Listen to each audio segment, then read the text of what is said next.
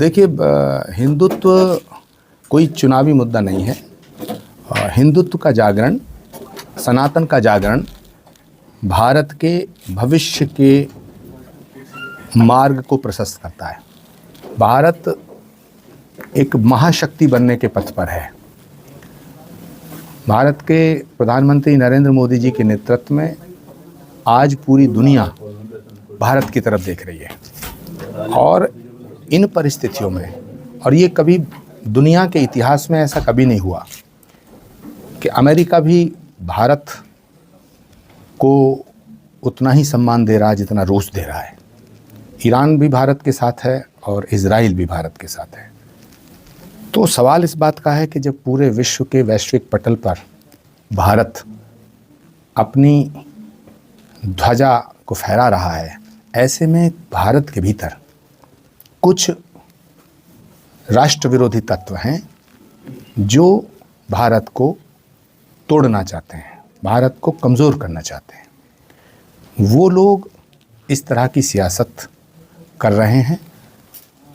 जिन लोगों को सत्ता चाहिए, जो लोग सत्ता से दूर हैं, वो किसी भी कीमत पर सत्ता पाना चाहते हैं। इसलिए भारत के भीतर भारत के टुकड़े करने का सपना देखना, भारत के टुकड़े होंगे, प्रधानमंत्री की कब्र खुदेगी, इस तरह की बातें हो रही हैं। ये तमाम शक्तियां जो भारत की संस्कृति और सभ्यता और सनातन तीनों से शत्रुता का भाव रखती हैं, इन्हें मालूम है कि यदि सनातन एक रहा तो भारत के टुकड़े नहीं किए जा सकते हैं। इसलिए सनातन को सशक्त करने के लिए हिंदुत्व का जागरण आवश्यक है। यदि सनातन कमज़ोर हुआ तो भारत कमज़ोर होगा, क्योंकि सनातन को और भारत को अलग करके नहीं देखा जा सकता। दुनिया के सभी धर्मों का, किसी भी धर्म का ओरिजिन किसी का अरब में है, किसी का यरूशलेम में है, लेकिन सनातन वो धर्म है जिसकी उत्पत्ति भारत की भूमि पर हुई। इसलिए भारत में सभी धर्मों का सम्मान है, लेकिन भारत का धर्म सनातन है। आचार्य जी, हिंदू सम्मेलनों का आयोजन किया जा रहा है, हिंदू जागरण हो रहा है, वहीं दूसरी तरफ बांग्लादेश में हिंदुओं का कत्लेआम भी हो रहा है। 25 दिन के अंदर 8 हत्याएं हो रही हैं, हिंदू महिलाओं के साथ बलात्कार हो रहा है, बच्चियों को रौंदा जा रहा है। आपको क्या लगता है, जो जिस तरह से देवकीनंदन ठाकुर ने सैनिक आक्रमण की बात की है बांग्लादेश पर, क्या बांग्लादेश को उसी भाषा में जवाब देने की ज़रूरत है? मुझे लगता है ये विषय, इस पर गंभीरता से भारत सरकार सोच रही है, लेकिन इंटरनेशनल इश्यूज पर अगर हम अभी कह दें कि एकदम आक्रमण किया जाए तो ये मुनासिब नहीं होगा, ये प्रासंगिक नहीं होगा। भारत सरकार पर हमें पूरा भरोसा है, नरेंद्र मोदी जी पर भरोसा है कि उनके नेतृत्व में जब पाकिस्तान का इलाज करने के लिए ऑपरेशन सिंदूर और सर्जिकल स्ट्राइक जैसा फैसला हुआ, तो बांग्लादेश का इलाज करने के लिए, जो बांग्लादेश जिसकी हुकूमत आतंकवादियों के हाथ में आ गई है, बांग्लादेश में जमहूरियत नहीं है, डेमोक्रेसी नहीं है, बांग्लादेश की हुकूमत कट्टरपंथी आतंकवादियों के हाथ में आ गई है। इसलिए वहाँ हिंदुओं पे जुल्म हो रहा है। जितना जुल्म, जितना अत्याचार बांग्लादेश में हिंदुओं पे हो रहा है, उतना अत्याचार कभी इतिहास में नहीं हुआ। तो मुझे लगता है कि भारत की सरकार बांग्लादेश के खिलाफ कोई ना कोई सख्त फैसला अवश्य लेगी। लेकिन मणिशंकर अय्यर कह रहे हैं कि ऑपरेशन बंद करो और पाकिस्तान से टेबल पर बैठकर बात करो। मणिशंकर अय्यर का पाकिस्तान से बहुत पुराना इश्क है। पाकिस्तान में उनकी बहुत सारी गर्लफ्रेंड हैं। बुढ़ापे में उनका इश्क जोर मार रहा है। मणिशंकर अय्यर को पाकिस्तान जाना चाहिए और साथ में राहुल गांधी जी को भी ले जाना चाहिए। राहुल गांधी अब अयोध्या पहुंचने वाले हैं सब राम मंदिर के दर्शन करने के लिए। राहुल गांधी अयोध्या राम मंदिर के दर्शन करने जा रहे हैं। अयोध्या में मीर बाकी भी आया था। किसका कैसा भाव है वो महत्वपूर्ण है।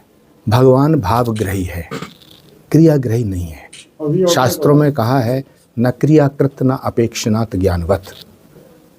अयोध्या जाना या ना जाना ये महत्वपूर्ण विषय नहीं है।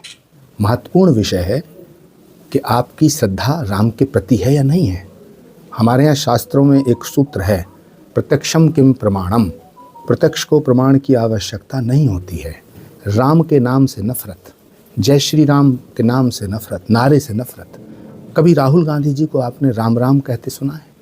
राम के मंदिर का विरोध, राम के मंदिर के फैसले का विरोध, राम के मंदिर के फैसले को लटकाओ, राम के मंदिर के शिलान्यास का विरोध, राम के मंदिर की ध्वज पताका फहराने का विरोध, राम के मंदिर की प्राण प्रतिष्ठा का विरोध।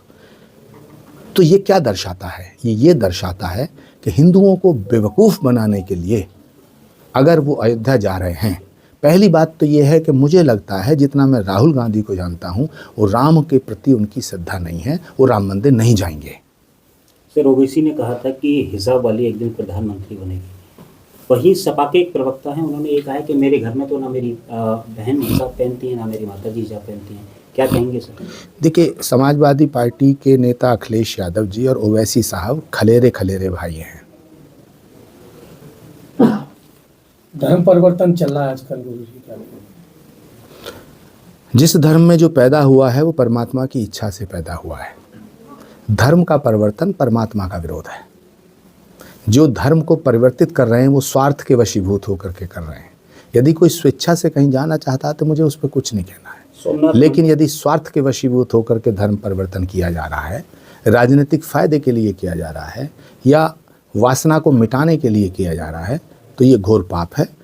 इसके खिलाफ कानून है और उत्तर प्रदेश में योगी आदित्यनाथ जी की सरकार है। बहुत सी बीमारियों का इलाज वो कर चुके हैं, लेकिन कुछ बीमारियां बची हैं, उनका इलाज भी उन्हें करना है। शास्त्री जी, जिस तरीके से संभल में बुलडोजर की कार्यवाही चल रही है और उसमें कहा जा रहा है कि एक तरफा कार्यवाही की जा रही है, अब बुलडोजर की कार्यवाही को किस नजरिए से देखते? हमारे पुराणों में लिखा है कि भगवान का अंतिम अवतार श्री कल्कि अवतार संभल की भूमि पे होगा। श्रीमद् भागवत का श्लोक है जिसमें संभल मेंशन है। ये संभल जो नाम है उसके गांव में होगा। संभल ग्राम मुखस्य ब्राह्मणस्य महात्मना भवने विष्णु यशस्य कल्कि प्रादुर्भविष्यति। तो जिस संभल में भगवान का अवतार होगा वहीं पर श्री कल्कि धाम का निर्माण हो रहा है। उसी संभल को सैकड़ों साल पहले रौंदा गया, मिट्टी में मिलाया गया। भारत की भविष्य की जो लाइन है वो संभल तय करेगा। इसीलिए संभल में जो बुलडोजर चल रहा है वो कोई गुनाह नहीं हो रहा है। बुलडोजर उन पे चल रहा है जिन्होंने गुनाह किया है। तो जिन्होंने गुनाह किया है अगर उन पे बुलडोजर चले, उन्हें सूली पे चढ़ाया जाए, तो ये तो न्याय का विषय है। इसमें किसी को बुरा नहीं लगना चाहिए। बुरा तब लगना चाहिए जब किसी निर्दोष व्यक्ति को सूली पे चढ़ाया जाए। हिंदुओं के ऊपर जो जुल्म बांग्लादेश में हो रहा है वो तो निर्दोष है। संभल में किसी भी निर्दोष व्यक्ति के घर पे बुलडोजर नहीं चला है, मैं दावे के साथ कहता हूँ।